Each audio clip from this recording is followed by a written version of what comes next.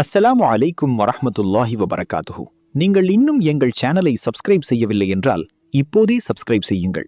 ஒவ்வொரு வாரமும் நம்பகமான ஹதீஸ்கள், பயனுள்ள இஸ்லாமிய பயான்கள், ஈமானை அதிகரிக்கும் நினைவூட்டல்கள், உங்கள் இஸ்லாமிய அறிவை வளர்த்து கொள்ள எங்களுடன் இணைந்திருங்கள். அல்லாஹ் நமக்கு பயனுள்ள அறிவையும் அதை நடைமுறைப்படுத்தும் அருளையும் வழங்குவானாக. ஆமீன். வாருங்கள், இன்றைய வீடியோவை தொடங்கலாம். முதலாவதாக நாங்கள் ஆழமாக பதிந்து கொள்ள வேண்டிய ஒரு விஷயம், இந்த உலகத்திலேயே ஒரு மிகப்பெரிய ஒரு வணக்கம் என்பது பிரார்த்தனை தான், துஆ தான். ரசூலுல்லாஹி ஸல்லல்லாஹு அலைஹி வஸல்லம் சொன்னார்கள், அத்-துஆஉ ஹுவல் இபாதா, பிரார்த்தனை தான் வணக்கம் என்று ரசூலுல்லாஹி ஸல்லல்லாஹு அலைஹி வஸல்லம் அவர்கள் சொல்லி காட்டினார்கள். பிரார்த்தனை தான் வணக்கம் அப்படி என்று சொன்னால், நாம் தொழுதால், நோன்பு வைத்தால், ஜக்காத்து கொடுத்தால், ஹஜ் செய்தால், திக்ர் செய்தால், குர்ஆன் ஓதினால், சுன்னத்துக்கள் தொழுதால், இவைகள் எல்லாமே அதன் ஊடாக நாங்கள் என்ன செய்கிறோம் அப்படி என்று சொன்னால், இறைவனிடத்திலே பிரார்த்தனை செய்கிறோம். தொழுதால், நோன்பு வைத்தால், ஜக்காத்து கொடுத்தால், ஹஜ்ஜி செய்தால், குர்ஆன் ஓதினால், தஸ்பீஹ் செய்தால், இந்த எல்லா இபாதத்துக்களின் ஊடாகவும் எங்களுடைய உள்ளத்தில் என்ன இருக்குது? யா அல்லாஹ், எனக்கு சொர்க்கத்தை தா, எனது பாவங்களை மன்னித்து விடு, எனக்கு நரகத்தை விட்டு என்னை காப்பாற்றி விடு, என் பிரச்சனைகளை தீர்த்து விடு என்கின்ற அந்த ஒரு எதிர்பார்ப்பு என்ன செய்யுது? இந்த அனைத்து வணக்கங்களிலும் அப்படி ஒரு எதிர்பார்ப்பு இருக்குது. அதனால ரசூலுல்லாஹ் சொல்றாங்க, துஆ ஹுவல் இபாதா, பிரார்த்தனை என்பதுதான் வணக்கமே, பிரார்த்தனை என்பதுதான் வணக்கமே என்று ரசூலுல்லாஹி ஸல்லல்லாஹு அலைஹி வஸல்லம் சொல்றதுக்கான காரணம், மனிதன் எவ்வளவு வணக்கம் செய்தாலும் அந்த வணக்கத்துடைய உள்ளர்த்தம் என்ன என்றால் பிரார்த்தனை தான். அதன் ஊடாக அவன் சொர்க்கத்தை கேட்கிறான், நரகத்தை வேண்டாம் என்கிறான், தனது வாழ்க்கையுடைய பிரச்சனைகளை தீர்க்க வேண்டும் என்று எதிர்பார்க்கிறான். இதுதான் அவனுடைய நோக்கம். எனவே துஆ என்பது ஒரு முழுமையான ஒரு வணக்கம் என்பதை ரசூலுல்லாஹி ஸல்லல்லாஹு அலைஹி வஸல்லம் அவர்கள் சொல்லி காட்டுகிறார்கள். அதுபோல இந்த துஆ என்பது உலகத்துக்கு இறைவன் வழங்கிய ஒரு மிகப்பெரிய அற்புதமான ஒரு ஊடகம். இந்த துஆ என்பது இந்த உலகத்திற்கு இறைவன் வழங்கிய மிகப்பெரிய அற்புதமான ஒரு ஊடகம். அல்லாஹு தாலாவுக்கு நினைத்தால் எல்லாவற்றையும் படைத்துவிட்டு, இவ்வளவுதான் உங்களுக்கு என்னென்ன நான் எழுதியிருக்கிறோன்னு அதைத்தான் நீங்கள் என்ன செய்யணும்? அனுபவிக்கணும். மேலதிகமாக எதுவுமே என்ன செய்யக்கூடாது? கேட்கக்கூடாது என்று இறைவன் அந்த துஆவுடைய வாசலை மூடி இருக்கலாம். பிரார்த்தனை என்கின்ற ஒன்றே கிடையாது. எதெல்லாம் இறைவன் விதித்தானோ அதை மட்டும் அனுபவிச்சுட்டு என்ன செய்யணும்? போய்விட வேண்டும், அதுக்கு பின்னால கேள்வி கணக்கு மட்டும்தான் என்று வைத்திருக்கலாம். ஆனால் அப்படி வைக்காமல் குர்ஆன் என்ன செய்கிறது அப்படி என்று சொன்னால், இறைவனிடத்தில் பிரார்த்தித்து நீங்கள் உங்கள் ஆசைகளை நிறைவேற்றிக் கொள்ளலாம், தீங்குகளை நீக்கிக் கொள்ளலாம், மாற்றங்களை உருவாக்கிக் கொள்ளலாம் என்ற ஒரு வழியை திறந்து வைக்கிறது துஆவின் மூலமாக. அல்லாஹு தஆலா குர்ஆனிலே சொல்கிறான், துஊனி அஸ்தஜிப் லக்கும், என்னை அழையுங்கள் உங்களுக்கு நான் பதில் சொல்லுகிறேன். இதா சஅலக இபாதி அன்னி ஃபஇன்னி கரீபுன் உஜீபு தஅவத தாஇ இதா தஆனி, எனது அடியான் என்னை பற்றி கேட்டால் சொல்லுங்கள், நான் அது அண்மையில் இருக்கிறேன், நீங்க யாராவது என்னிடத்தில் பிரார்த்தித்தால் அவன் அழைப்புக்கு பதில் சொல்ல நான் காத்திருக்கிறேன் என்று சொல்லுங்கள். அப்ப அல்லாஹு தஆலா பிரார்த்தனை செய்வதை விரும்புகிறான், பிரார்த்தனை செய்ய சொல்கிறான், அனைவருடைய அழைப்புக்கு நான் பதில் சொல்கிறேன் என்று சொல்கிறான். ஒரு அழகான அற்புதமான ஒரு வாசலை திறந்து வைத்திருக்கிறது. எந்த தேவையாக இருந்தாலும் சரி, உடனே உள்ளத்தால இறைவனிடத்தில் என்ன செய்வது? பிரார்த்திப்பது. எந்த தேவையாக இருந்தாலும் கையை ஏந்தி என்ன பிரார்த்திப்பது, சுஜூது செய்து பிரார்த்திப்பது, 2 ரக்காத் தொழுது பிரார்த்திப்பது, ஒரு நேர்ச்சை செய்து பிரார்த்திப்பது என்று சொல்லி பிரார்த்தனைக்குரிய வாசலை இஸ்லாம் திறந்து வைத்திருக்கிறது. இந்த உலகத்தை படைத்தவன் இறைவன். இந்த உலகம் இயங்க வேண்டும் என்றால் அதுக்குரிய எல்லா விதமான அதாவது நிர்வாகத்தையும் செய்கின்றவன் யார்? இறைவன். அப்ப அந்த இறைவனிடத்தில் பிரார்த்தனைக்குரிய வாசல் எங்களுக்கு திறந்திருக்கிறால் அற்புதமான ஒரு ஊடகம் அது. எதுவாக இருந்தாலும் படைத்தவனிடத்தில் கேட்டு நாங்கள் என்ன செய்வது? அதை சரி செய்து கொள்வது, உருவாக்கி கொள்வது, அதற்கான வழி வைத்திருப்பது உண்மையிலேயே ஒரு பெரிய ஒரு அற்புதமான ஊடகத்தை அல்லாஹு தஆலா எங்களுக்கு திறந்து தந்திருக்கிறார். எதை கேட்டாலும் அது நடக்கும், எதை கேட்டாலும் அதை நான் தருவேன், எதை கேட்டாலும் அதை நான் செய்து வைப்பேன் என்று இறைவன் வாக்கு அளிக்கிறான். சரி, இப்படியெல்லாம் வாக்களிக்கப்பட்டிருந்தும், எது கேட்டாலும் நான் நிறைவேற்றுவேன் என்று சொல்லி இருந்தும், ஏன் நாங்கள் அதிகமாக கேட்பதில்லை, பிரார்த்தனை செய்வதில்லை? இதுதான் இந்த தலைப்புடைய பிரதானமான நோக்கம். எது கேட்டாலும் இறைவன் தருவான். பிரார்த்தனை என்பது இபாதத்து. அவனுடைய வாசலை இறைவன் திறந்து வைத்திருக்கிறான், அங்கீகரிப்பதற்காக காத்திருக்கிறான். அப்படி இருந்தும் நாங்கள் ஏன் அதிகமாக கேட்பதில்லை? ஊரில் ஒரு அறிவிப்பு வருது, 8 மணிக்கு வந்து நீங்கள் எதை பதிவு செஞ்சாலும் உங்களுக்கு அது கன்ஃபார்மாக கிடைக்கும் அப்படின்ற ஒரு அறிவிப்பு வந்தால் நம்ம வீட்டில் உட்காந்துட்டு இருப்போமா? 8 மணிக்கு முன்னால் வந்து வீடு பதிவு செஞ்சால் வீடு கிடைக்கும், நகை பதிவு செஞ்சால் நகை கிடைக்கும், வாகனம் பதிவு செஞ்சால் வாகனம் கிடைக்கும், கன்ஃபார்மாக, நோ டவுட், எந்த விதமான சந்தேகம் இல்லை ஒரு அறிவிப்பு வருது. நம்ம யாராவது வீட்டில் இருப்போமா? கன்ஃபார்மாக என்ன செய்ய மாட்டோம்? வீட்டில் இருக்க மாட்டேன். வாக்கு உறுதியானது கன்ஃபார்மாக கிடைக்குமெண்டா நம்ம ஃபஜ்ருக்கு இங்கே வந்துடுவோம். ஃபஜ்ருக்கே என்ன செஞ்சிருவோம், வந்துருவோம். அதான் 8 மணி கிடைக்க போகுதேன்னு ஃபஜ்ருக்கே வந்துருவோம். எதை கேட்டாலும் தருவேன் என்று இறைவன் வாக்களிக்கிறான். எந்த விஷயத்தை கேட்டாலும் நான் பக்கத்தில் இருக்கிறேன் என்று வாக்களிக்கிறான். நாம் அதிகமாக கேட்பதில்லை, பிரார்த்தனை செய்வதில்லை. அப்படி என்று சொன்னால் எங்களுக்குள்ள சில சந்தேகங்கள் உருவாக்கப்பட்டிருக்குது. அந்த சந்தேகங்களுக்கு நாங்கள் இன்னும் விடை காணவில்லை. அதில் முதலாவது என்ன தெரியுமா? எதுக்காக கேட்கணும் அல்லாஹ்ட்ட? எதற்காக கேட்க வேண்டும்? அல்லாஹ்வுக்கு தானே எல்லாமே தெரியுமே. இந்த சந்தேகம் இருக்குதா இல்லையா? அல்லாஹ்வுக்கு தான் எல்லாமே தெரியுது, திருப்பியே அல்லாஹ்ட்ட கேட்க வேண்டும்.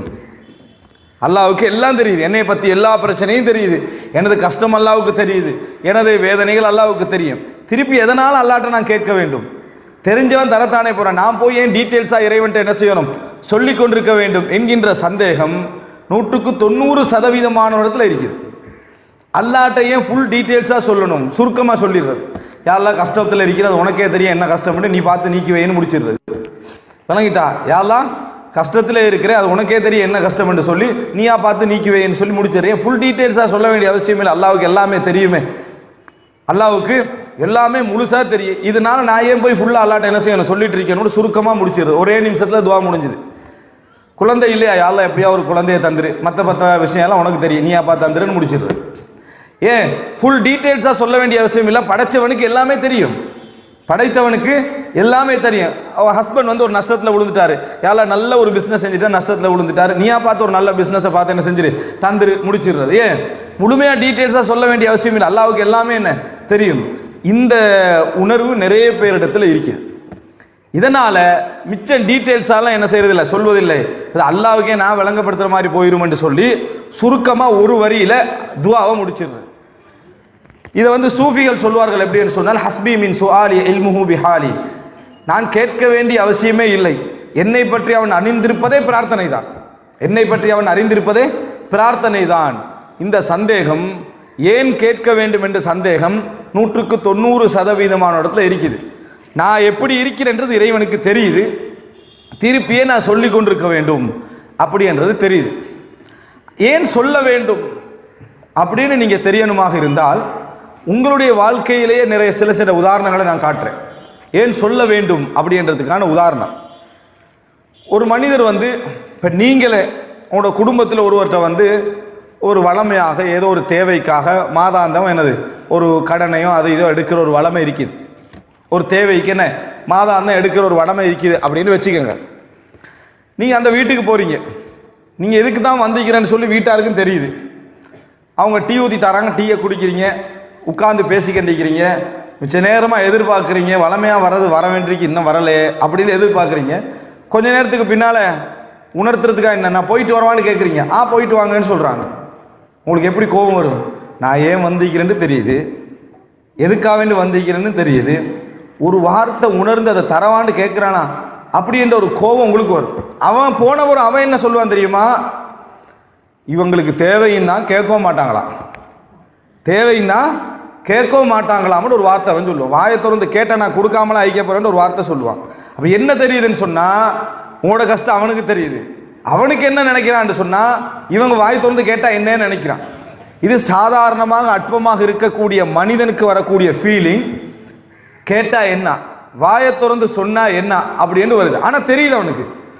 அப்படி என்றால் சாதாரண பெருமையுள்ள மனிதன் வாயை திறந்து பேச வேண்டும் கேட்க வேண்டும் என்று எதிர்பார்க்கிறான் என்று சொன்னால் எல்லா விஷயத்திலும் பெருமையில் உச்சகட்டமானவன் யாரு? அல்லாஹு தாலா. பெருமைக்கு தகுதியானவன் யார்? அல்லாஹு தாலா. அவன் எதிர்பார்ப்பானா பார்க்க மாட்டானா? அதாவது இறைவனுக்கு எல்லாம் தெரியும் என்றது வேறு, நீ வாயை திறந்து கேட்காமல் இருப்பது என்பது உனது பெருமை.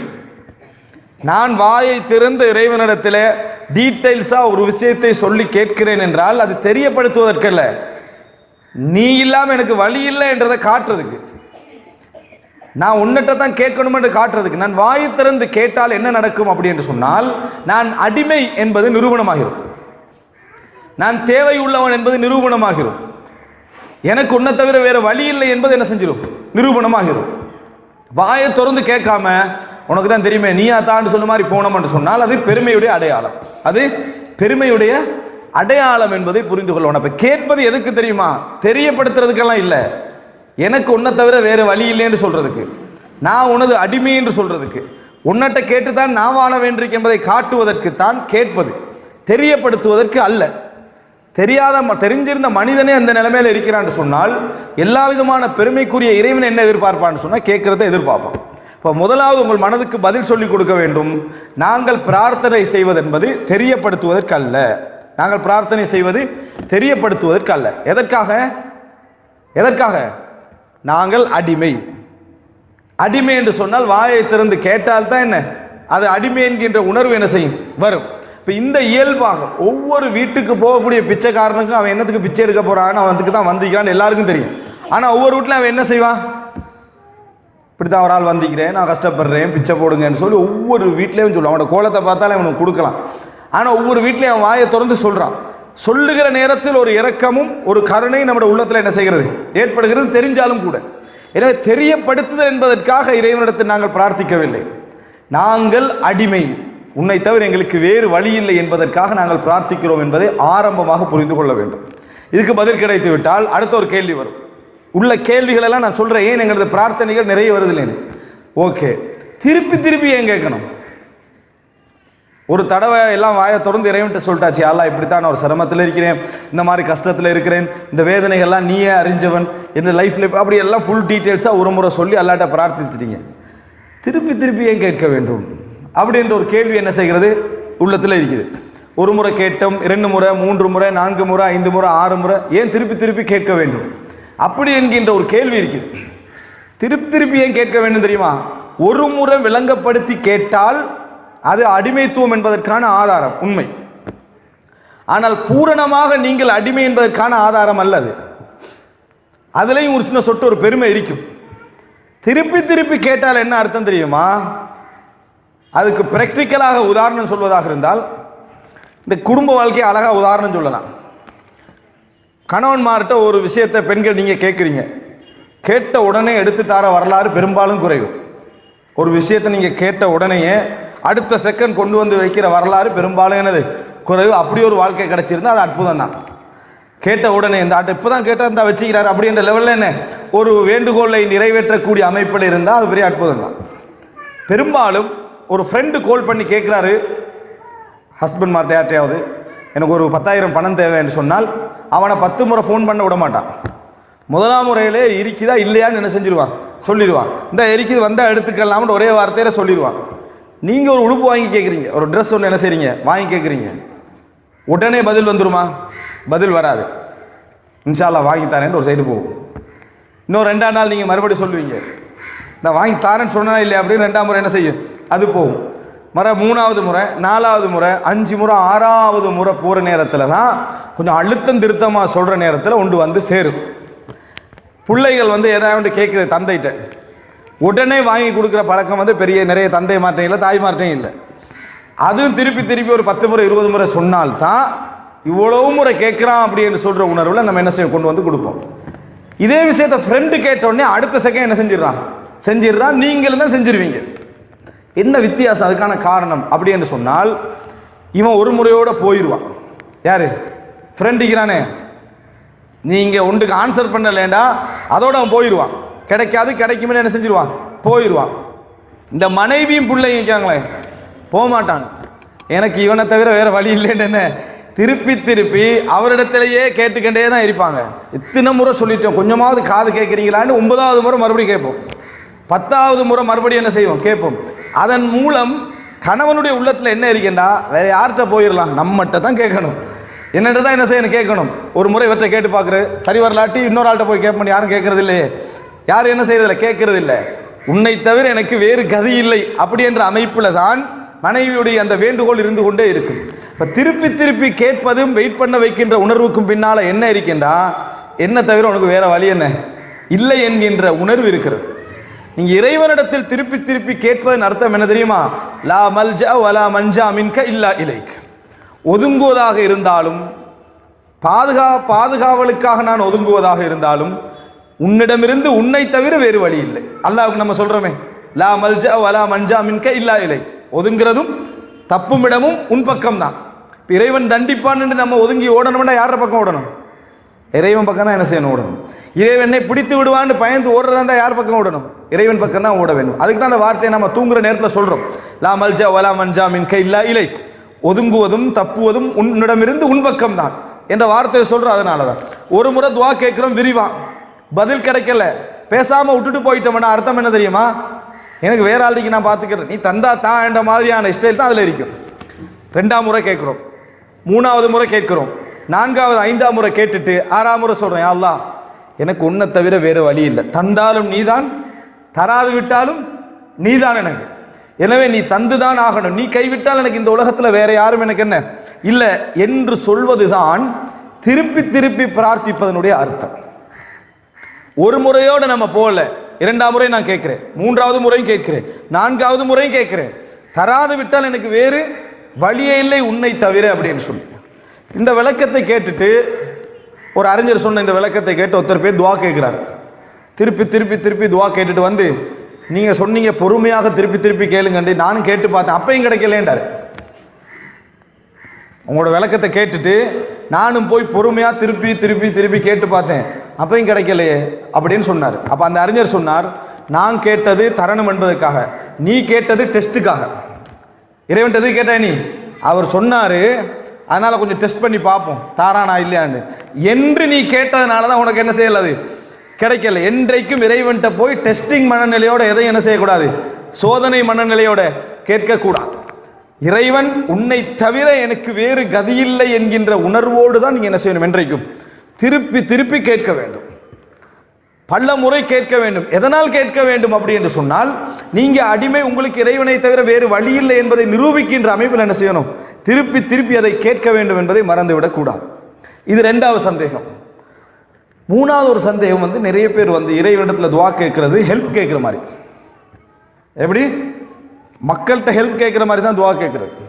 இப்போ ஆண்களுடைய துவாக்கல்ல பெரும்பாலும் என்ன இருக்கும்னா, ஒரு வாகனம் வாங்கணும்னு வைங்களேன், யா அல்லாஹ் ஒரு 15 லட்சம் ரெடி பண்ணிட்டேன், இன்னொரு 5 லட்சத்துக்கு நீ தான் ஹெல்ப் பண்ணணும். 15 லட்சம் ரெடி பண்ணிட்டேன், இன்னொரு 5 லட்சம் யார் ரெடி பண்ணணும்? நீ தான் பார்த்து என்ன செய்யணும், ரெடி பண்ணணும். 15 லட்சம் வேற யாரோ ரெடி பண்ணிக்கிறாரு, 5 லட்சம் யார் ரெடி பண்ணணும்? அல்லாஹ் தாலா ரெடி பண்ணணும். இப்படி துவா கேட்கிறவங்க கேட்கிறாங்க, யா அல்லாஹ் இந்த ஊட எப்படியோ நான் செஞ்சு முடிச்சிட்டேன், பேலன்ஸ் கொஞ்சம் கட்ட வேண்டிக்கு அதுக்கு நீ தான் ஹெல்ப் பண்ணணும். இந்த ஆக்கள்கிட்ட கேட்குற ஹெல்ப் கேட்குற மாதிரி அல்லாஹ்விடத்துல கேட்குற உதவி எப்படின்னா, 20 லட்சத்தை இவங்க ரெடி பண்ணிக்கிறாங்க, 10 லட்சத்தை அல்லாஹ் ரெடி பண்ணணும். 20 லட்சத்தை யார் ரெடி பண்ணிக்கிறாரு? இவங்க ரெடி பண்ணிக்கிறாங்க. 10 லட்சம் யாரு? அல்லாஹ் ரெடி. இது வந்து அல்லாஹ் வந்து ஒரு மனிதன் மாதிரியும் ஒரு பணக்காரன்ட்ட ஹெல்ப் கேட்குற மாதிரியும் தான் பிரார்த்தனைகள் நிறைய பேர் இருக்குது. அதனால பாருங்க, சின்ன சின்ன விஷயத்துக்கெல்லாம் நம்ம துவா கேட்கறது இல்லையே. சின்ன சின்ன விஷயத்துக்கு நம்ம எங்கேயாவது துவா கேட்குறோமா? உதாரணமா நம்ம ஒரு கவலைப்படுறோம், ஒரு தலைவலி வந்து யாரா தலைவலி போகணும்னு துவா கேட்கறது இல்லை. ஒரு செருப்பு பிஞ்சிட்டு, யாரா இந்த செருப்பு எப்படியா எனக்கு சரியா கரெக்டாக கிடைக்கும் நம்ம துவா கேட்கறது இல்லை. இதுக்கெல்லாம் போய் அல்லாவை கூப்பிட்டுட்டு இருக்கிறதா? பெரிய பெரிய விஷயங்கள்னா அவரை கூப்பிடலாம். அப்படின்ற மாதிரி தான் நம்ம துவா என்ன செய்யும் இருக்கும். சின்ன விஷயமா இருந்தாலும் இறைவன் தேவை, பெரிய விஷயமாக இருந்தாலும் இறைவன் தேவை. சிறிதோ பெரிதோ இறைவனது உதவி என்று எதுவுமே நடக்காது என்கின்ற மனநிலை நம்மிடத்தில் இருக்க வேண்டும்.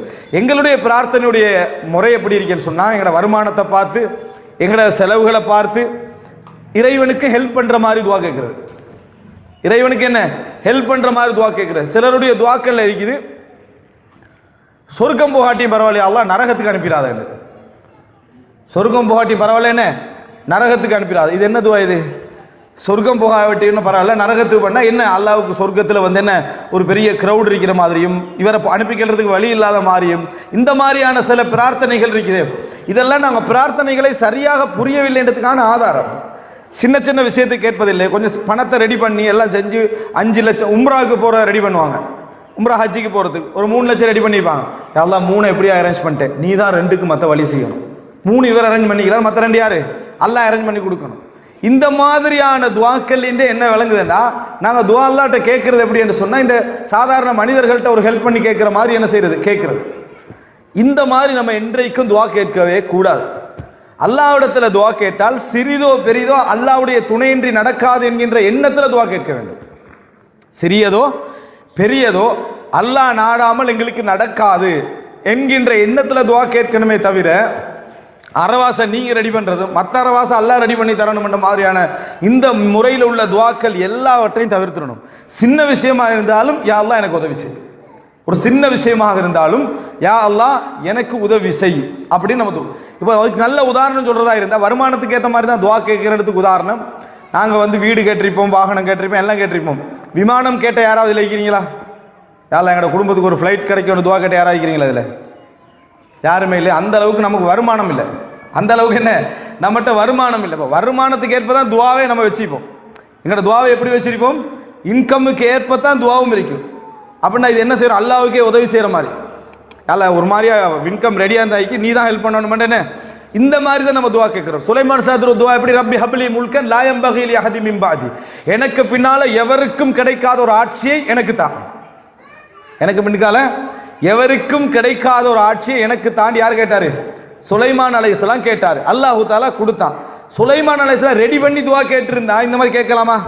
அவரோட இன்கம் எல்லாம் பார்த்துட்டு அல்லாஹ்ட்ட துவா கேட்கிறதா இருந்தா இந்த அளவுல பெருசா என்ன செய்யல? சுலைமான் அலைஹிஸ்ஸலாம் துவா கேட்க இயலாது. உலகத்துக்கே ஒரு ஆட்சியை கேட்கிறாரு, யாருக்குமே கிடைக்காத ஒரு ஆட்சி தாண்டு. அப்ப அப்படி துவா கேட்பதற்கான வாய்ப்பே இல்லை. நாங்க இன்கம் ரெடி பண்ணி கேட்கிற துவா மாதிரி என்ன செய்யக்கூடாது. இதனாலதான் நம்ம வருமானத்துக்கு மேல நம்ம நிறைய துவா கேட்கறதே இல்லை. வருமானத்துக்கு மேல துவா, நீங்க உங்களோட துவாக்கள் எல்லாம் எடுத்து பாருங்க, எல்லாம் இந்த சம்பளத்தை வச்சு தான் துவா இருக்கும். மாச சம்பளத்துடைய அதை வச்சு தான் அதுக்கேற்ற மாதிரி கொஞ்சம் துவா இருக்கும். அதை விட வேணும்னா 1 லட்சம் கூட இருக்கும். உங்களோட துவாலாம் எப்படி இருக்கும்னா, இருக்கக்கூடிய மாச சம்பளம் 50,000 60,000க்கு துவா இருக்கும். அவ்வளவுதான் இருக்குமே தவிர 1 லட்சம் 1.5 லட்சத்துக்கெல்லாம் துவாலாம் நிறைய பேர் கேட்கறது இல்லை. அப்ப அதிலிருந்தே நமக்கு என்ன விளங்குது? நமது சிந்தனை ஃபுல்லாகவே இறைவனிடத்துல உதவி கேட்கிற மாதிரி தான் இருக்கிறத தவிர துவா கேட்கிற மாதிரி என்ன செய்யல இல்லை. சின்ன சின்ன விஷயங்களுக்கு துவா கேட்பதும் இல்லை. சின்ன சின்ன விஷயங்களுக்கு இதுக்கு போய் அல்லாட்ட கேட்கறதான்னு நினைக்கிறாங்க, இதுக்கு போய் அவர்கிட்ட கேட்கறதா இந்த மாதிரி இருக்காது. இதுக்கு போய் அல்லாட்ட துவா கேட்க, இந்த மாதிரி விஷயத்துக்கு போய் அல்லாட்ட கேட்கறது, அல்லாஹ் என்ன நினைப்பா, அல்லாஹ் என்ன நினைப்பா, நீங்க துவா கேட்கறன்னு நினைப்பா. இது தெரியாம நம்முடைய மனநிலையில சின்ன விஷயங்களுக்கு துவா கேட்பதில்லை, ஆக பெரிய விஷயங்களுக்கு துவா கேட்பதில்லை, நடுவுல கொஞ்சம் ரெடி பண்ணி துவா கேட்கிறது. இந்த மாதிரி பிரார்த்தனைக்கிறதால நம்மளோட துவாக்கள் என்ன செய்யறது இல்லை? அங்கீகரிக்கப்படுவது இல்லை. எங்களது நிலைக்கேற்ப பிரார்த்தனை என்றாலே பிழை. மூசா அலைஹிஸ்ஸலாம் கடலுக்கு முன்னால நின்றுட்டு இருக்கிறாரு. பின்னால வந்தவர்கள் சொல்கிறார்கள், கால அஸ்ஹாபு மூசா இன்னால முத்ரகூன், நாங்கள் அகப்பட்டு கொண்டோம் என்று மூசாவுடைய தோழர்கள் சொன்னார்கள். மூசா அலைஹிஸ்ஸலாம் வந்து அவருடைய சிச்சுவேஷனை வச்சு யோசிச்சா துவாவை கேட்கலாது. மூசா அலைஹிஸ்ஸலாம் என்ன சொன்னார்? கல்லா இன்ன மஅய ரப்பி சயஹ்தீன், என்னோடு எனது இறைவன் இருக்கிறான், வழிகாட்டுவான். அப்பதான் அல்லாஹ் தஆலா தடி எடுத்து கடல்ல அடிங்கன்னு சொல்றான். இப்போ மூசா அலைஹிஸ்ஸலாம் அதை அடிச்சாரு, கடல் என்ன செஞ்சது? பிளந்ததுன்னு பார்க்கிறோம். நமக்கு நம்பிக்கை வருமா? கடல்ல தடியால அடிங்கன்னு சொன்ன பிறகுதான் நமக்கு நம்பிக்கையே போகும். இந்த தடியால கடல் அடிச்சு என்ன நடக்க போகுது அப்படின்னு நம்ம நம்பிக்கை அங்கதான் என்ன செய்ய போகுது? போக போகிறது. இந்த மாதிரி லெவலுடைய ஈமானில் நாங்கள் இருந்து கொண்டிருக்கிறோம். ஆனால் நம்பிக்கை வர வேண்டும். முன்னால் உள்ள காரணங்களை வச்சல்ல. இப்போ ஜக்கரியா அலைஹிஸ்ஸலாம் துவா கேட்கிறார், யா அல்லாஹ் என் முடியெல்லாம் நரைச்சிட்டு, என் மனைவி வந்து என்ன குழந்தை பெறாத ஒரு வயசுல என்ன செய்யறா இருக்கிறா, எனக்கு வாரிசு இல்லை, எனக்கு ஒரு குழந்தையை தா. எப்படி இந்த துவா? யா அல்லாஹ் எனக்கு வருமானமே இல்லை, எனக்கு வசதியே இல்லை, எனக்கு எந்த வகையிலும் சான்ஸே இல்லை, எனக்கு பெரிய ஒரு வாகனம் வேணும், இப்படி துவா. ஆனால் நாங்கள் எப்படி துவா கேட்போம் தெரியுமா? மாறி தான் கேட்போம். யா அல்லாஹ் இப்போ தான் திருமணம் முடிச்சு 2 வருடம், நம்ம இளம் வயசுல தான் இருக்கிறோம், குழந்தை வேண்டும் அப்படின்னு அல்லாவுக்கு ஒரு சின்ன ஒரு ஹெல்ப் பண்றது. அல்லாவுக்கு என்ன செய்யறது? இளம் வயசுல இருக்கிறதால உனக்கு புள்ள தாரதுன்றது ஒரு பெரிய ஒரு விஷயம் இல்லை அப்படின்ற மாதிரி அல்லாஹ்ட்ட துவா கேட்கறது. ஜக்கரியா அலைஹிஸ்ஸலாம் துவா எப்படி இருந்துச்சு? நான் வயசாகிட்டேன், முடியெல்லாம் நரைச்சு போயிட்டு, உடம்பு இழைச்சி போயிட்டு, மனைவி வயசாகிக்கிற, அல்லாஹ் குழந்தையை தான். இந்த துவாவுக்கு நமது துவாவுக்கும் உள்ள வித்தியாசத்தை பாருங்க. இந்த துவால உலக ரீதியான எந்த சாத்தியமும் இல்லை, நீ தாண்டு கேட்கிறார். எங்களது பிரார்த்தனையில எல்லாம் ரெடி பண்ணிட்டு நீ தான் என்ன செய்யணும், கடைசியா ஓகே பண்ணணும் என்ற மாதிரி தான் எங்களது பிரார்த்தனைகள் என்ன செய்யும் இருக்கும். எனவே நாங்கள் எப்பயும் புரிஞ்சுக்கொள்ளணும், எங்களது வருமானத்தை வைத்து, முன்னால் உள்ள பொருளாதாரத்தை வைத்து, சூழ்நிலை வைத்து துவா கேட்கக்கூடாது. எங்களோட உள்ளத்துல என்ன ஆசை இருக்கோ அதான் கேட்கணும். அதைத்தான் என்ன செய்யணும்? அல்லாஹ்விடத்துல கேட்க வேண்டும். உள்ளத்தில் என்ன ஆசை இருக்கோ, யா அல்லாஹ் உன்னால முடியும், நீ நாடினால் அதை தருவதற்கு ஆற்றல் உள்ளது.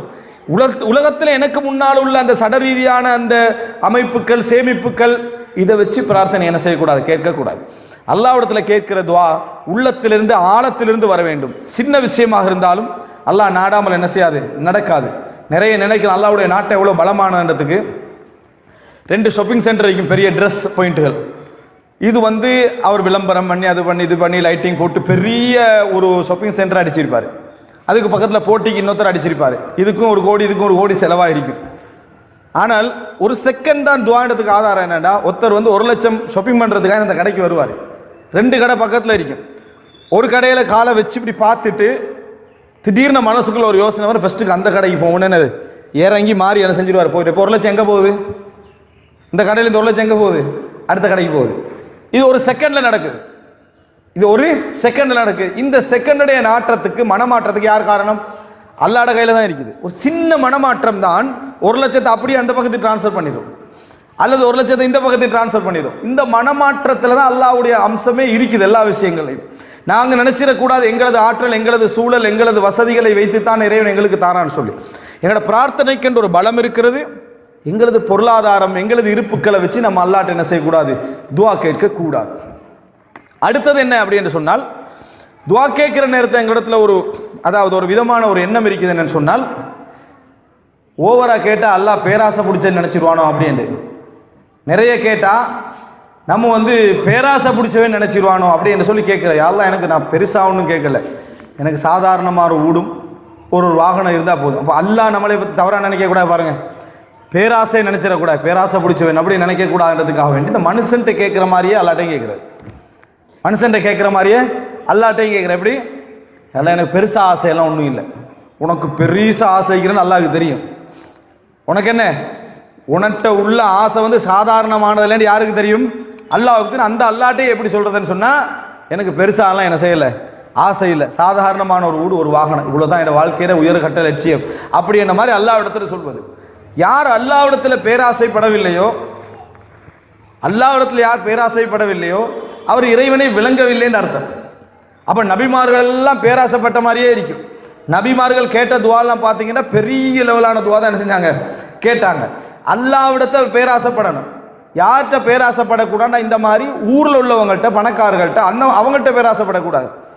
அவர்கள்ட்ட இப்படி சொன்னா நியாயம். நான் பெருசா கேட்கல, ஒரு சாதாரணமா கேட்கிறேன்னு சொல்லி கேட்கறது வேற. இறைவன்ட்ட கேட்கிற நேரத்தில் பேராசைப்பட்டு உள்ளத்திலிருந்து கேட்கணும். ரசூலுல்லாஹி ஸல்லல்லாஹு அலைஹி வஸல்லம் சொன்னார்கள், இதா ஸஅல்துமுல்லாஹ ஃபஸ்அலுல்லாஹுல் ஃபிர்தௌஸ். நீங்கள் அல்லாஹ்விடத்துல கேட்டீங்கன்னா ஃபிர்தௌஸ் என்ற சொர்க்கத்தை கேளுங்கள், ஃபைன்னஹு அலல் ஜன்னah. அதான் சொர்க்கத்திலேயே உயர்ந்த சொர்க்கம் என்னாங்க. அப்ப சொர்க்கத்திலேயே உயர்ந்த சொர்க்கம் எது? ஃபிர்தௌஸ் என்ற சொர்க்கம். அதை இறைவனிடத்துல கேளுங்கள் அப்படின்னு ரசூலுல்லாஹ் சொல்றாங்க. இப்படி கேட்க வேணாம், என்ன எனக்கு சொர்க்கத்தில் ஒரு ஓரமா ஒரு இடம் கிடைச்சா போதும். அந்த மாதிரி துவா என்ன செய்யக்கூடாது, கேட்கக்கூடாது. யா அல்லாஹ் எனக்கு சொர்க்கத்திலேயே உச்சகட்ட சொர்க்கமான ஃபிர்தௌஸை தா. எங்கட அமல்களை பார்த்தா ஃபிர்தௌஸ் கேட்கிற மாதிரி இருக்காது. ஆனா கேட்டா என்ன கேட்கணும்? அல்லாஹ்விடத்துல ஃபிர்தௌஸ் என்ற சொர்க்கத்தை தா என்று சொன்னா கேட்க வேண்டும் என்று ரசூலுல்லாஹ் சொல்லித்தானா. அப்ப எப்படி நம்ம என்ன, அதாவது பேராசைப்படாமல் அல்லாஹ்விடத்துல ரசூல் ஸல்லல்லாஹு அலைஹி சொல்றாங்க, இறைவனிடத்தில் நீங்க இப்படி கேட்க கூடாது. யா அல்லாஹ் நீ விரும்பினால் எனக்கு தா, விரும்பினால் தராமேரி, விரும்பினா கொடு, விரும்பினா கொடுக்காமல் இப்படி துவா கேட்க வேண்டாம் என்று ரசூல் ஸல்லல்லாஹு அலைஹி வஸல்லம் சொல்றாங்க. நீங்கள் கேட்டால் உறுதியாக இறைவனிடத்தில் இதை தா என்று கேளுங்க. ஃபல்யஅஸிமில் மஸ்அலா, உறுதிப்படுத்தியால தந்துதான் ஆகணும் என்று கேளுங்க. ஃபைன்னஹு லா முஸ்தக்ரிஹ லஹு, இறைவனை நிர்பந்திப்பவன் யாரும் இல்லை, அதனால இறைவனிடத்தில் தந்துதான் ஆகணும் அப்படி என்று கேளுங்கள் என்று ரசூலுல்லாஹி ஸல்லல்லாஹு அலைஹி வஸல்லம் அவர்கள் சொன்னார்கள் என்பதை பார்க்கிறோம். எனவே இறைவனிடத்தில் கேட்கிற நேரத்தில் ஆசை வைத்து மனம் திறந்து நாம் இறைவனிடத்தில் என்ன செய்ய வேண்டும், கேட்க வேண்டும். அடுத்ததாக இந்த துஆவை பற்றி உள்ள ஒரு முக்கியமான ஒரு சந்தேகம் தான், இந்த துஆ கபூலாகின்ற முறை சம்பந்தமாக மனதிலே வைக்கக்கூடிய நிறைய கேள்விகள் உண்டு. துஆ கபூலாகிற சம்பந்தமா இப்ப நீங்க நிறைய வாழ்க்கையில துஆ கேட்டிருப்பீங்க. இதுல ஏதாவது துஆ கபூலாகி இருக்குதான்னு நம்ம யோசிச்சு பார்த்தோம்னா நிறைய பேருடைய உள்ளத்துல என்ன இருக்குன்னு சொன்னா, ஒரு சில துஆ கபூலாகின்னு நினைக்கிறவங்க இருக்கிறாங்க தான். துஆ கபூலாகின மாதிரி உணர்றவங்க நிறைய பேர் என்ன இல்லை. லைஃப்ல நீங்க பார்க்கலாம், துஆ கபூலாகிற மாதிரி அதை எப்படி விளங்கிக் கொள்வது, எப்படி புரிந்து கொள்வது என்பதை யோசிக்கின்ற மக்கள் குறை. துஆக்கள் எப்படி அங்கீகரிக்கப்படுகின்றன, அது அங்கீகரிக்கப்பட்ட அவருடைய ரிசல்ட் எப்படி இருக்கும் என்பதை நீங்கள் புரிந்து கொள்வதற்கு ஒரு சில விளக்கங்களை நான் சொல்கிறேன். ஒரு விஷயத்தை நம்ம புரிந்து கொள்ள வேண்டும். நம்ம அல்லாஹ் இடத்துல துஆ கேட்டுட்டோம் என்று சொன்னால், உண்மையில் இஹ்லாஸாக தவக்குல் வைத்து சரியான நம்பிக்கையோடு நாம் அல்லாஹ் இடத்துல துஆ கேட்டா அல்லாஹ் என்ன செய்வான், கபூல் செய்வான். இது எங்களுக்கு அளிக்கப்பட்ட வாக்கு. என்னை அழையுங்கள் நான் உங்களுக்கு பதில் சொல்கிறேன், என்னை அழையுங்கள் நான் உங்களுக்கு பதில் சொல்கிறேன். கேட்டால் நிச்சயமாக அங்கீகரிக்கப்படும் என்று சில நேரங்கள் இருக்கு, சுஜூது தஹஜ்ஜுடைய நேரம். அப்ப கன்ஃபார்மா அல்லாஹ் தஆலா அங்கீகரிப்பான். ஆனா அங்கீகரிச்சதை எப்படி நம்ம புரிஞ்சு கொள்றது, விளங்கிக் கொள்றது அப்படின்னு நீங்க பாத்தீங்கன்னு சொன்னால், இதுக்கு நம்ம பிழையுறதுக்கு ஒரு காரணம் இருக்கு. எங்கள நிறைய பேர் துஆ கேட்டுட்டு அது அங்கீகரிக்கப்படுறது இப்படித்தான் அங்கீகரிக்கப்படும் அல்லாஹ்வுக்கு ஒரு வழியையும் சொல்லி கொடுக்கிறது. இது ஒரு பிரச்சனை. இப்போ உதாரணமா ஒருத்தர் துஆ கேட்கிறார், யா அல்லாஹ் எப்படியாவது இந்த இப்போ புதுசா போட்ட இந்த கடை எப்படியாவது நல்ல முறையில் முன்னேறி ஒரு நல்ல இடத்தை அடையணும் அப்படின்னு துவா கேட்டுட்டு அவரோட மனசுல அவர் ரோட் ஒன்று போட்டிருப்பாரு. என்ன ரோடு அது? அடுத்த நாள் வந்து ட்ரோயரை திறந்து பார்த்தா பணம் நிறைய இருக்கணும். அவர் போட்ட ரூட் அதுதான். அல்லா இடத்துல என்ன கேட்டாரு? நல்ல லாபம் கிடைக்கணும், நல்ல பொருளாதாரம் அதிகரிக்கணும். அல்லா இடத்துல துவா கேட்கிறாரு. துவா கேட்டுட்டு அவருடைய சிந்தனையில் என்ன இருக்கு? அடுத்த நாள் வந்து நல்லா வியாபாரம் பண்ணிட்டு அப்படி அந்த ட்ரோயரை திறந்து பார்த்தா நேற்று 50,000 இருந்தால் இன்றைக்கு எவ்வளோ இருக்கணும்? ஒரு 60,000 அல்லது 1,00,000 இருக்கணும். அடுத்த நாள் இன்னும் துவா கேட்கிறாரு, 1.5 லட்சமா மாறணும். அதுக்கு அடுத்த நாள் 2 லட்சமா மாறணும். இது என்னடா? துவா கேட்ட அடுத்த நாள் 50,000 25,000 ஆயிருது. துவா கேட்ட அடுத்த நாள் எப்படி ஆயிருது? துவா கேட்கும் வரைக்கும் 50,000 போய்கிட்டு இருந்துச்சு. துவா கேட்ட அடுத்த நாள் 25,000 ஆகிருது. மறுபடியும் இன்னும் கொஞ்சம் துவா கேட்கிறார், கடை மூடிறார். கடை மூடப்பட்டுட்டு திறந்த கடை என்ன? கடை க்ளோஸ். உம்ரா போயிட்டு வந்தாரு, பக்கத்தில் காணியை வித்துட்டார். துவா கேட்க கேட்க முன்னேறுவாங்கன்னு பார்த்தா ஒவ்வொரு கடையா க்ளோஸ் ஆகி இருக்கிற காணியை வித்து ஊட்டை வித்து கூலிக்கு போயிட்டார். இவருடைய யோசனை என்னடா, நான் இவ்வளோ நாளும் துவா கேட்கிறேன், அழுது அல்லாட்டு துவா கேட்கிறேன், உம்ராலையும் கேட்கிறேன், கவுபத்துள்ளாலையும் வச்சு கேட்டேன், வர வர நஷ்டம்தான் போய்கின்றிருக்கே, யாரையா கண்ணு பற்றிக்குமென்னு நினைக்கிறான். உம்ரா போனோம் தானே, அதனால கண் பற்றிக்குமெண்டு, கண்ணூர் பற்றிக்குமெண்டு அப்படி ஒரு குரு தலையில என்ன செஞ்சிருது? மாறிது. திருமணம் பேசி வச்சிருப்பாங்க. நல்ல 2 ரக்காத் தொழுது இஸ்திகாரா செஞ்சு எனக்கு வரக்கூடிய இந்த கணவர் அல்லது எனக்கு வரக்கூடிய இந்த மருமகன் நல்ல ஒரு மருமகனா இருக்கணும் அப்படின்னு அல்லாட்ட துவா கேட்டாச்சு. அடுத்த நாளே கல்யாணம் முடிஞ்சிருது. துவா கேட்ட அடுத்த நல்ல துவா கேட்கும் வரைக்கும் ஒன்றும் நடக்கல. துவா கேட்டோடனே கல்யாணம் முடிஞ்சாச்சு. முடிஞ்சு அதுக்கப்புறம் என்ன கல்யாணம் பேசினாலும் ஒத்தனமே மாறா இல்லை. துவா கேட்கும் வரைக்கும் நல்லா தானே இருந்துச்சு. துவா கேட்ட அடுத்த நாள்ல இருந்து எல்லாம் தலைகீழா வேலை செய்தே அப்படி என்று ஏன் துவா அங்கீகரிக்கப்படலை அப்படின்ற முடிவுக்கு வராங்க. அல்லது என்ன பெண்கள் என்ன நல்லா கொஞ்சம் என்னது நிறைய நகை நட்டுக்கெல்லாம் போடணும்னு அல்லாட்ட துவா கேட்குறான், இருக்கிற நகை வித்துப்பட்டுரும். துவா கேட்டு அடுத்த நாள் என்ன செஞ்சிடும்? இருக்கிற கண்ணையை பொண்ணு ஒரு 5 பவுன் அதுவும் சேர்ந்து போயிடும். துவா கேட்டு தலைகீழாக நடக்கக்கூடியவங்க இருக்கிறாங்க. அப்படி அதே போல நல்ல பொருளாதாரத்தில் முன்னேறி முழு குடும்பத்தை நான் பார்த்து மார்க்கமும் கிடைக்கணும் ஒருத்தர் துவா கேட்டிருப்பாரு. அந்த பிரார்த்தனையோடு ஊரை எல்லாம் விட்டுட்டு வெளிநாட்டுக்கு போய் லேபர் வேலையில் சேர்ற அளவுக்கு அவரோட துவாவோட வேலை செஞ்சு தலைகீழா நடக்குது. இதெல்லாம் ஏன் எங்களால் வந்து லைஃப்ல அப்படியெல்லாம் நடக்குதா இல்லையா? ஏன் எங்களால் புரிந்து கொள்ள முடியவில்லை? எங்களால் என்ன இவைகளை ஏன் புரிந்து கொள்ள முடியவில்லை? இதெல்லாம் நம்ம கட்டாயம் தெரிந்திருக்க வேண்டிய ஒரு மிக முக்கியமான ஒரு அம்சம் பிரார்த்தனை. இதோடு இன்னொரு விளக்கமும் சேர்ந்து கொள்கிறது, அதையும் சொல்லிக்கிறோம். என்னண்டா, துவாக்கள் அங்கீகரிக்கப்படுவது 3 விதமாக தெரிந்தானே எல்லாருக்கும். ஒன்றில் அந்த 3 சொல்லுங்க. பிரார்த்தனை வந்து அங்கீகரிக்கப்பட்ட அது 3ல் 1 நடக்க பண்ணுவாங்க. என்ன? ஒன்றில் கேட்ட பிரார்த்தனை உடனே என்ன செய்யும்? அங்கீகரிக்கப்பட்டுரும். அப்படி இல்லையா எப்படி? ஆபத்து நீங்கும். வரக்கூடிய ஒரு ஆபத்தொன்று என்ன செஞ்சிடும்? அல்லாஹு தாலா அதன் மூலம் நீக்கிடுவான். இல்லைன்னா மறுமை நாள் என்ன செய்வான்? அல்லாஹு தாலா நன்மையாக தருவான். இப்போ நான் உங்கள்கிட்ட கேட்குறேன், இந்த ஹதீஸை இப்படி இந்த விளக்கத்தை வச்சு ஒருவர் வந்து உங்கள்கிட்ட ஒரு 10,000 கடன் கேட்குறாரு. 10,000 தாங்க, அடுத்த மாதம் மார்ச் அல்லது நான் ஏப்ரல் தந்துடுறேன் அப்படி என்று சொன்னால் எப்போ கிடைக்கும் அந்த பணம்? மார்ச் கிடைக்குமா ஏப்ரல் கிடைக்குமா? உங்களோட மனசில் என்ன எண்ணம் வரும்? கன்ஃபார்மாக ஏப்ரல் தான். ஆனால் அவர் சொன்னது மார்ச் அல்லது ஏப்ரல் அப்படின்னு சொன்னார். உங்களோட உள்ளத்தில் என்ன வந்துடும்? இது ஏப்ரல் தான் வரப்போகுது, ஏப்ரல் வந்தாலே பெரிய விஷயம் என்று 10,000 என்ன செய்வோம்? கொடுப்போம். மார்ச் நம்ம எதிர்பார்த்து எப்பயும் மனுஷனுக்கு 2 டேட் சொன்னால் 2வது பெரிய டேட் மட்டும்தான் என்ன செய்ய தலைகீழாக நிற்கும். உங்களுக்கு உலகத்தில் அங்கீகரிக்கப்படும், இல்லாட்டி மறுமையில் அங்கீகரிக்கப்படும். துவா கேட்கலே நம்மளுக்கு என்ன யோசனை வரும்? இது கன்ஃபார்மாக இந்த உலகத்தில் கிடைக்க போகிறது இல்லை, மறுமை நல்லதாக என்ன செய்ய கிடைக்கும் என்றாலும் கேட்போம். அப்படித்தான் நிறைய பேர் துவாவே கேட்கறது. ஏன்? அதான் நமக்கு 3 சொல்லிட்டாச்சு. ஒன்றில் உலகத்தில் கிடைக்கும், இல்லைன்னா ஒரு ஆபத்து நீங்கும், அல்லது மறுமையில் கிடைக்கும். எது மிச்சம் தூரம்? மறுமை. அதனால் அதைத்தான் நினைச்சிடுறது. கன்ஃபார்ம் உலகத்தில் கிடைக்க போறது இல்லை. நம்ம இதுவரை கேட்ட எந்த துவா கபூல் ஆகிக்குது? கன்ஃபார்மா மறுமை தான். அதனால மறுமையில் கிடைக்கட்டும் அப்படி என்றே துவா கேட்கறதுனால இந்த உலகத்தில் துவாவை நம்பி யாரும் கேட்கறதும் இல்லை. இப்படி சொல்லி வைத்தவர்கள், இது மாதிரி ஒரு ஹதீஸ் இருக்குது முஸ்னத் அஹமதுல, அப்படியே ஆதார தன்மை என்னமோ நம்ம ஆய்வு செய்ய வேண்டும். ஆனால் ஒன்று புரிந்து கொள்ள வேண்டும், மறுமையில் கிடைக்கும் என்று சொல்லப்பட்டது எல்லா விஷயத்துக்கும் அல்ல. மறுமையில் கிடைக்கும் என்று சொல்லப்பட்டது எல்லா விஷயத்துக்கும் அல்ல. குழந்தை கேட்ட நபி யாரு? ஜக்கரியா அலைஹிஸ்ஸலாம். கிடைச்சதா இல்லையா உலகத்திலே? அடுத்த குழந்தை கேட்ட நபி யாரு? இப்ராஹிம் அலைஹிஸ்ஸலாம். உலகத்திலே கிடைச்சதா இல்லையா? உலகத்திலே கிடைச்சது. அதே போல உடனே காப்பாற்றணும் என்று கடலுக்கு முன்னால் நின்று கேட்ட நபி யாரு? மூசா அலைஹிஸ்ஸலாம். உலகத்திலே கிடைச்சதா இல்லையா? கிடைச்சு. நெருப்புல வீசப்பட்ட நபி யாரு? இப்ராஹிம் அலைஹிஸ்ஸலாம். உடனே அதிலிருந்து காப்பாற்றப்பட நினைச்சாரு, கிடைச்சதா இல்லையா? உலகத்திலே உலகத்திலே கிடைச்சது. உலகத்துல பெரிய நோயால பாதிக்கப்பட்ட நபி யாரு?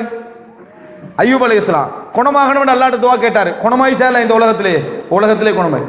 இவங்களுக்கு எல்லாம் உலகத்திலே நடந்திருக்குது. இந்த எல்லா நபிமார்களுக்கும் உலகத்திலேயே கேட்டதெல்லாம் கொடுக்கப்பட்டிருக்குது.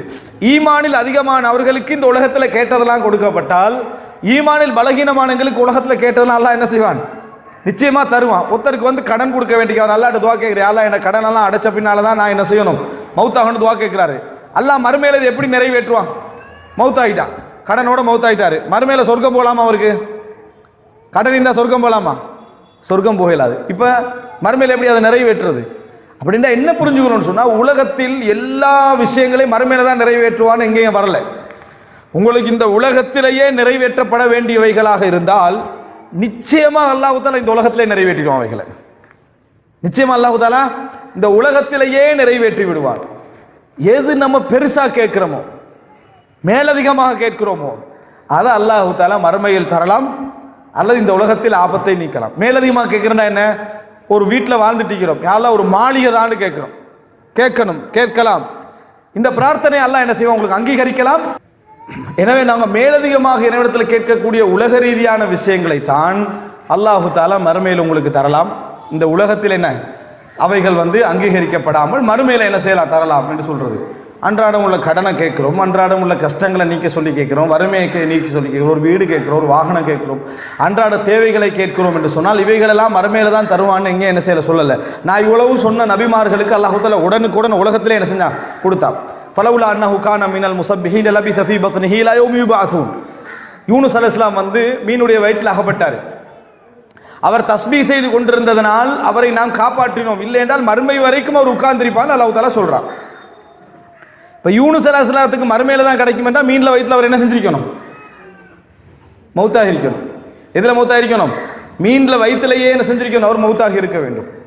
அவர் காப்பாற்றப்பட்டதுக்கு காரணமே அல்லாஹ் தஆலா சொல்றான், அவர் தஸ்பீஹ் செய்து கொண்டிருந்தார். லா இலாஹ இல்லா அன்த சுப்ஹானக இன்னி குன்து மினல் ஸாலிமீன். நீ தூய்மையானவன், நான் அநியாயக்காரர்கள் ஒருவன், வணக்கத்துக்குரிய அல்லாஹ் உன்னை தவிர வேறு யாரும் இல்லை என்று சொல்லிக்கொண்டே இருந்ததால் காப்பாற்றினோம் என்றான். எனவே உலகத்தில் காப்பாற்ற வேண்டிய விஷயங்கள் அல்லாஹ் உலகத்தில் தான் என்ன செய்வான் என்பதை நம்ம என்ன செய்ய வேண்டும்? புரிந்து கொள்ள வேண்டும். இந்த நம்பிக்கையோடு நம்ம பிரார்த்தனை போகக்கூடாது. முதல் அம்சம் இதுல என்ன அப்படி என்றால், ஒரு துஆவை கேட்கிற நேரத்தில் அல்லாஹு தஆலா நிச்சயமாக அதை அங்கீகரிப்பான் நம்பணும். 100% அல்லாஹு தஆலா அதை அங்கீகரிக்கிறான். அங்கீகரித்த பின்னால அதை எப்படி எங்களுக்கு கபூல் செய்து தருவான் என்றதை நாங்கள் கற்பனை பண்ணக்கூடாது. இதுதான் எங்களுடைய தவறு. நாங்கள் ஒரு துஆவை கேட்டுட்டா நிச்சயமாக அல்லாஹு தஆலா எங்களுக்கு தருவான் என்பதில் உறுதியாக நிற்கணும். உண்மையாக இஹ்லாஸோடு தக்வாவோடு திருப்பி நம்ம கேட்டால் அல்லாஹ் நமது பிரார்த்தனை அங்கீகரிப்பான் என்பதில் உறுதியாக இருக்கணும். ஆனால் இந்த நம்மளே போடுற ரூட்ரிக்கு இதை இப்படித்தான் அங்கீகரிக்கணும் இந்த சிந்தனை விட்டுறணும். 50,000 வருமானம் இருக்கிற நேரத்தில் நிறைய வருமானம் தான் என்று துஆ கேட்டால் 60, 70 மாறி 80, 90 மாறும் கற்பனை பண்ணக்கூடாது. நல்ல ஒரு திருமண உறவு வேண்டும் என்று கேட்டோம் என்று சொன்னால் உடனே இருக்கிறதெல்லாம் பலப்பற்றும் என்று நம்ம நினைக்கக்கூடாது. அல்லாஹு தஆலா எப்பொழுதும் துஆ கேட்டால் நீங்கள் கேட்பதை தருவதை விட அதைவிட சிறந்த ஒன்றை தான் தருவார். 2 உதாரணங்களை சொல்கிறேன். யூசுப் அலைஹிஸ்ஸலாத்தை சகோதரர்கள் கடத்தி கிணத்துல போட்டாங்க. இந்த சம்பவம் எல்லாருக்கும் தெரியும், அப்படித்தானே? கடத்தி கொண்டு போய் எங்க போட்டாங்க? கிணத்துல போட்டாங்க. இந்த கிணத்துல இருக்கிற நேரத்தில் யூசுப் அலைஹிஸ்ஸலாத்துடைய முழு ஆசையும் எண்ணமும் என்னதா இருக்கும்? பக்கத்தூர் தானே, தந்தையும் சகோதரர்களும் இருக்கக்கூடிய ஊர் பக்கத்து ஊர். அவருடைய துஆ என்னதான் இருக்கும்? தந்தையோட போய் சேர்ந்துடணும், உறவுகளோட போய் சேர்ந்துடும். இந்த துஆவுக்கு பிறகு என்ன நடக்குது? சேர்ந்தாரா தூரமாகினாரா? தூரமாகினார். துஆ கேட்டு முடிய அடுத்து என்ன நடக்குது? எங்கேயோ இருந்த ஒரு பிஸ்ரில் இருந்த ஈஜிப்ட்ல இருந்த ஒரு பிரயாண கூட்டம் அவரை எடுத்து கொண்டு போய் அற்பமான திர்ஹங்களுக்கு வித்து ஒரு வீட்டுல வளர்ப்பு புள்ளையா என்ன செஞ்சிட்டாங்க? வித்துட்டு போயிட்டாங்க. இருந்தது சிரியால, துஆ கேட்ட முறை போய் நின்றது எங்க? ஈஜிப்ட்ல. இப்ப நம்ம கேட்கிற துஆ மாதிரி தான். நம்ம கேட்ட துஆ எதுக்கோ தலைகீழா நடக்கும். அதே மாதிரி யூசுப் அலைஹிஸ்ஸலாம் இந்த துஆவை கேட்ட உடனே ஊர் பக்கத்தில் இருந்தவரை கொண்டு போய் எங்க வித்துட்டாங்க? ஈஜிப்ட்ல போய் அடையாளமே தெரியாத இடத்துல விற்கப்பட்டாச்சு. சரி, அதுக்கு பிறகு அவர் துஆ கேட்டா இன்னும் கொஞ்சம் அந்தஸ்து கூடணுமா இல்லையா? குடும்பத்தோட சேரணும் துஆ கேட்டா அதுக்கு அடுத்து எங்க போயிட்டாரு? எங்க? சிறைச்சாலை.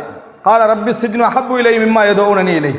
இவர்கள் அழைப்பதை விட எனக்கு சிறைச்சாலை சிறந்தது என்று சிறைச்சாலைக்குள்ள போயிட்டாரு. எவ்வளவு தூரமாக்கப்பட்டு போறாருன்னு பாருங்க.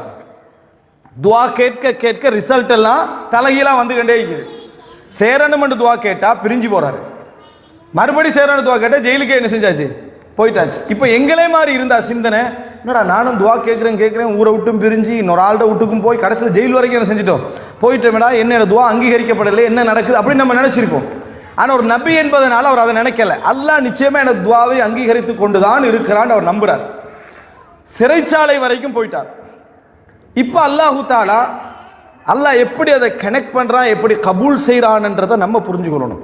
நாங்கள் துவா கேட்டு விட்டோம் என்றால் அல்லாஹ் கபூல் செய்து விட்டான்னு அர்த்தம். ஒழுங்கா கேட்டோம்டா.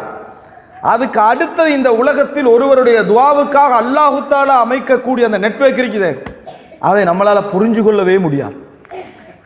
எந்த ஜெயிலுக்குள்ள யூசுப் அலைஹிஸ்ஸலாம் போறாரோ அந்த ஜெயிலில் 2 பேர் இருக்கிறாங்க, ஏற்கனவே 2 பேர்.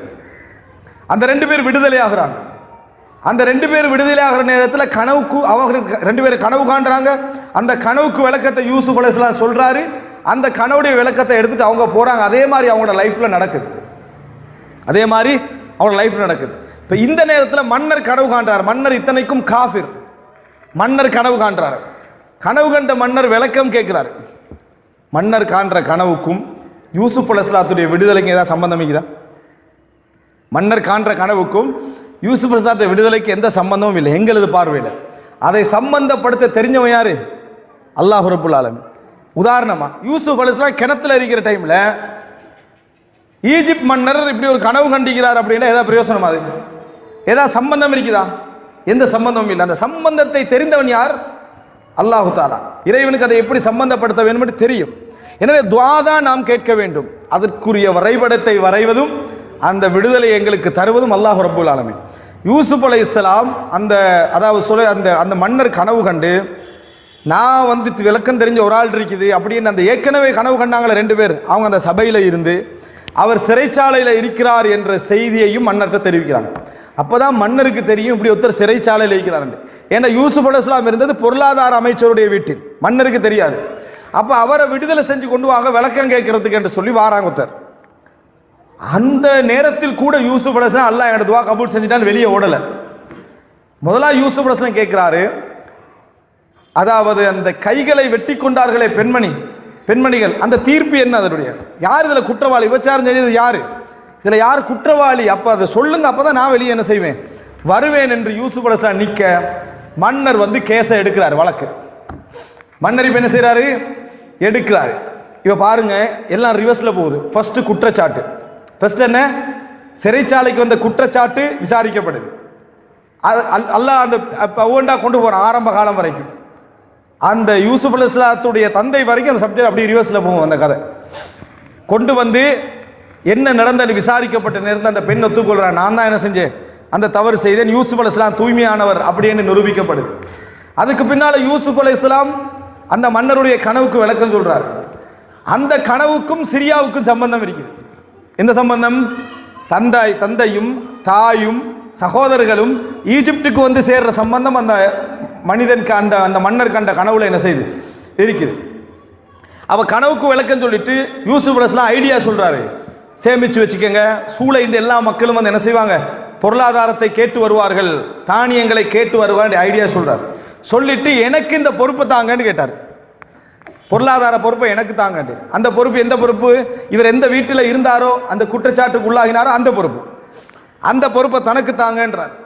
இப்போ யூசுப் அலைஹிஸ்ஸலாம் அந்த நாட்டுடைய பொருளாதார அமைச்சர், இந்த நாட்டுடைய பொருளாதார அமைச்சர். இப்ப சிரியாவில் இருந்த அந்த மக்கள் என்ன செய்யறாங்க, இந்த ஈஜிப்டுக்கு வர வேண்டிய ஒரு கட்டம் ஏற்படுது. அப்பதான் யூசுப் அலைஹிஸ்ஸலாம் எந்த அந்தஸ்தில் இருக்கிறாரு, கிணத்துல வீசிய அந்த சகோதரன் இன்றைக்கு ஒரு நாட்டுடைய ஒரு அந்நிய நாட்டுடைய பொருளாதார மினிஸ்ட்ரியில் என்ன செய்யறாரு இருக்கிறாரு. அவர்கள்ட்ட போய் அரிசி கோதுமை தானியத்தை வாங்க வேண்டிய நிலையில நான் என்ன செய்யறோம் இருக்கிறோம் என்ற இடத்துல கொண்டு வந்து வச்சு அல்லாஹு தாலா என்ன யூசுப் அலைஹிஸ்ஸலாத்துடைய துஆவை நான் கபூல் செய்தேன் என்றதை அல்லாஹு தாலா காட்டுறான். அன்புள்ள சகோதரிகளே, நாங்க கேட்டது ஒன்றாக இருக்கும், அல்லாஹ் கபூல் செய்வது கண்ணியமா. அதாவது இறைவன் அங்கீகரித்தால் கபூலன் ஹசனா, அழகான முறையில் இறைவன் என்ன செய்வான்? கபூல் செய்வான். நாங்க கேட்டது ஒன்றா இருந்தால் அதை கௌரவமா இறைவன் எங்களுக்கு தருவான். யூசுப் அலைஹிஸ்ஸலாம் அதை கேட்டிருக்க மாட்டார். யூசுப் அலைஹிஸ்ஸலாம் மேக்சிமம் என்ன கேட்டிருப்பார்? தான் தாயும் தந்தையும் சகோதரர்களோட சேரணும்னு கேட்டிருப்பார். ஆனா நீ இப்படி சேரக்கூடாது, கௌரவமாக சேரணும். உன்னை கீழே அதாவது தாழ்த்த நினைத்தவர்களுக்கு முன்னால் உயர்ந்த அந்தஸ்து அடைஞ்சு நீ சேரணும் என்ற யார நாட்டம்? அல்லாஹுடைய நாட்டம். அல்லாஹு தாலா அழகான முறையில் சேர்த்தான். உண்மையிலேயே இறைவன் மீது நல்ல நம்பிக்கை இருந்து சரியான அறிவோடு நாங்கள் துவா கேட்டால் அல்லாஹு தாலா எங்களுக்கு எந்த நஷ்டத்தை தந்தாலும் அமைதியாக இருப்போம். காரணம், நிச்சயமாக அல்லாஹு தாலா உலகத்தையே தலகீழாக மாற்றுவான் ஒரு முஃமினுடைய துவாவுக்காக.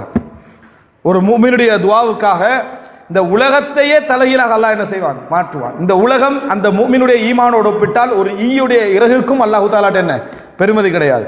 நாங்கள் உண்மையிலேயே துவா கேட்டு இறைவன் மீது சரியான நம்பிக்கையில் இருந்தோம் என்றால் அல்லாஹ்வுடைய கபூல் அழகாக இருக்கும். எந்த நஷ்டத்துக்கும் பயப்படக்கூடாது. நம்ம ஒரு துவா கேட்டோம்டா தலைகீழ் இறைவன் எங்களுக்கு செலக்ட் பண்றது எல்லாவற்றை விட நல்லா இருக்கும். துவா கேட்ட பின்னால் தலைகீழாக நடந்தால் அல்லாஹ்வுடைய நம் முதலாவதே நினைக்கணும் அல்லாஹ் கபூல் செஞ்சிட்டான். ரசூலுல்லாஹி ஸல்லல்லாஹு அலைஹி வஸல்லம் அவர்கள் மக்கால சுஜூது செஞ்சுக்கிட்டு இருக்கிறாங்க. ஒட்டக குடலை கொண்டு வந்து தலையில போடுறாங்க. ஃபாத்திமா ரலியல்லாஹு அன்ஹா அதை அப்படியே நீக்குறாங்க. அப்ப ரசூலுல்லாஹ் ஒரு துவா கேட்டாங்க, அல்லாஹும்ம அலைக பி அபி ஜஹல், யா Allah Abu Jahl, Utba, Shaiba, Abu Lahab இவர்களை அனைவரையும் உன்னட்ட பொறுப்பு சாட்டுறேன்னு ரசூலுல்லாஹ் சொன்னாங்க. அப்படியா இல்லையா? இவர்கள் அனைவரையும் கவனிச்சுக்கொண்டு ரசூலுல்லாஹ் சொன்னாங்க. எல்லாருக்கும் இந்த சம்பவம் தெரியும். இப்படி துவா ஒன்று நீங்க கேட்குறீங்க, உங்களுக்கு அநியாயம் இழைக்கப்பட்ட நேரத்தில் ஒரு துவா ஒன்று கேட்குறீங்க. கேட்டு அடுத்த நாள் ஊரே சேர்ந்து உங்களை ஊரை விட்டு வெளியாக்குது. கேட்டு அடுத்த நாள் நீங்க துவா கேட்குறீங்க, என்னை இப்படி அவமானப்படுத்திட்டான், இந்த மாதிரி என்னது இப்படி செஞ்சுட்டேன், அல்லாஹ் இவர்களை கவனித்துக்கிறோன்னு துவா கேட்குறீங்க. கேட்டு அடுத்த நாள் உங்களே ஊரே வெளியாக்கினா நீங்க துவா கபூல்னு நினைப்பீங்களா, கபூலிலே நினைப்பீங்களா? ரசூலுல்லாஹி ஸல்லல்லாஹு அலைஹி வஸல்லம் துவா கேட்டு 10 வருஷத்துல ஊரே மக்கா விட்டு வெளியே ரசூல் ஸல்லல்லாஹு அலைஹி வஸல்லம் வெளியாகுது. துவா கேட்டு அடுத்த வருஷம் வெளியாக்கினா கூட பரவாயில்ல. 10 வருடங்களுக்கு பின்னால அபூ லஹப் கவனிச்சுக்கொள், உத்துபாவை ஷைபாவை நீ தான் கவனிக்கணும்னு அல்லாஹ்ட்ட ரசூலாங்க பொறுப்பு சாட்டி துவா கேட்ட பின்னால 1 வருஷம் அல்ல, 2 வருஷம், 3 வருஷம், 4 வருஷம், 10 வருஷம் ரசூலா வெயிட் பண்றாங்க இந்த துவா கபூலாக. 10வது வருஷம் ரசூலுல்லாஹி ஸல்லல்லாஹு அலைஹி வஸல்லம் மக்கா விட்டு வெளியேற்றப்படுறாங்க. லவ்லா அன்ன கௌமக்கி அஹ்ரஜூனி மா ஹரஜ், கவாவுடைய திரையை பிடிச்சி ரசூலாங்க கவலையோடு சொன்னார்கள், உன் சமுதாயம் என்னை வெளியேற்றி இருக்காது விட்டால் நான் இந்த ஊரை விட்டே வெளியாக இருக்க மாட்டேன், உன்னோட சமுதாயம் என்னை வெளியேற்றத்தால இந்த ஊரை விட்டு போறேன். நான் இப்போ துவா கேட்டு ரசூலுல்லாஹி ஸல்லல்லாஹு அலைஹி வஸல்லம் அவர்கள் 10 வருடங்களுக்கு பின்னால காஃபிர்களுடைய கை என்ன செய்யுது? ஓங்குது. ரசூலுல்லாஹ் சொந்த ஊரை விட்டு என்ன செய்றாங்க? விரட்டப்படுறாங்க. இதை நாங்கள் கபூல் எடுப்போமா? அபூ ஜஹலே அபூ லஹபே கவனிச்சு கேட்ட துவாவை அல்லாஹ் கபூல் செஞ்சான்னு எடுப்போமா? எனக்கு எதிரான அபூ லஹபுடைய துவாவை அல்லாஹ் கபூல் செஞ்சுட்டான்னு நினைப்போமா? ரசூலுல்லாஹ் அங்கே ஊரை விட்டு வெளியேற்றப்படுகிறார்கள். ஆனால் ரசூல் ஸல்லல்லாஹு அலைஹி வஸல்லம் துவால நம்பிக்கை இழக்க மாட்டாங்க. அல்லாஹு தாலா ஒரு விஷயத்தை கொடுத்தால் கௌரவமாகவும் கண்ணியமாகவும் என்ன செய்வான்? கொடுப்பான். ரசூலுல்லாஹ் மதீனால போய் சேர்றாங்க. ஆட்சியாளராக, ஒரு தலைவராக, ஒரு தளபதியாக மதீனாவுடைய நிர்வாகம் ரசூலுல்லாஹ் கையில் கிடைக்குது. துவா கேட்ட நேரம் ரசூலுல்லாஹ்களை பார்ப்பதற்கும் கவனிப்பதற்கும் யாரும் இல்லை. ஆனால் அதுக்கு பின்னால் அல்லாஹ் தாலா வெளியேற்றி மதீனாவை கொண்டு வந்து வச்சு ரசூலுல்லாஹ்களோட ஆட்சியில் கொண்டு வந்து வச்சுட்டு பத்ர் யுத்தம் நடக்குது. அன்றைய இரவு ரசூலுல்லாஹ் வட்டம் போடுறாங்க அந்த பெயர்களுக்கெல்லாம். எந்தெந்த நபருக்கு எதிராக ரசூலுல்லாஹ் துவா கேட்டாங்களோ, ஹாதா மஸ்ரா ஃபுலான், இந்த இடத்தில் இன்ன நபர் கொல்லப்படுவார், ஹாதா மஸ்ரா ஃபுலான், இந்த இடத்தில் இன்ன நபர் கொல்லப்படுவான் ரசூலுல்லாஹ் வட்டம் போடுறாங்க. அந்த யுத்த களத்தில் யாருக்கு எதிரான ரசூலுல்லாஹ் துவா கேட்டாங்களோ அவர்கள் எல்லோரும் அந்த பத்ர் களத்தில் அனாதரவான நிலையில் அந்த இடத்துல என்ன செய்தார்கள்? கொல்லப்பட்டார்கள். இப்போ ரசூலுல்லாஹ் துவா கேட்ட நேரம் அல்லாஹ் தஆலா வெறுமனே கபூல் செஞ்சிருந்தா அது கண்ணியமான கபூல் அல்ல. சப்ஜெக்ட் நடந்திருக்கும், ஆனால் ரசூலுல்லாஹ் அந்தஸ்துல இல்லை. 10 வருடங்களுக்கு பின்னால் 11 வருடங்களுக்கு பின்னால் கபூல் ஆகுது. அவனுக்கும் சந்தர்ப்பம் கிடைச்சது. ரசூலுல்லாஹோட அந்தஸ்தும் என்ன செஞ்சுட்டு உயர்ந்துட்டு துவாவும் என்ன செய்து கபூல் ஆகுது. எனவே எப்பொழுதுமே சகோதரிகளே, இறைவனிடத்தில் நம்ம துவா கேட்கிற நேரத்தில் நம்பிக்கை இழந்து துவா கேட்கக்கூடாது. துவா தான் ஒரு முஃமினுடைய உச்சகட்டமான சிலா ஆயுதம். மூசா அலைஹிஸ்ஸலாத்தை பாருங்க, மதியனுக்கு போய் அந்த 2 பெண் சகோதரிகளுக்கும் உதவி செஞ்சுட்டு, ஏற்கனவே ஈஜிப்டில் இருந்து விரட்டப்பட்டு மதியனுக்கு போய் உதவி செஞ்சா ஈஜிப்டில் இருந்து விரட்டப்பட்டவருக்கு மதியன்ல அறிமுகம், ஒரே ஒரு அறிமுகம் அந்த 2 பெண்ணு தான் ஹெல்ப் பண்ணினா, அதுக்கு பின்னால அறிமுகம் யார் அந்த ஊர்ல? அந்த 2 பெண். உங்கள் தந்தை எங்கே இருக்கிறார், தந்தையை சந்திக்கணும்னா ஒரு வார்த்தை என்ன செய்யலாம்? மூசா அலைஹிஸ்ஸலாம் செய்யலாம். மூசா அலைஹிஸ்ஸலாம் ஹெல்ப் பண்ணிட்டு அறிமுகமே இல்லாத அந்த மதியன்ல அல்லாஹ் தஆலா சொல்லி காட்டுறான், ஃபஸகாலஹுமா, அவர்களுக்கு நீரூற்றி கொடுத்தார்.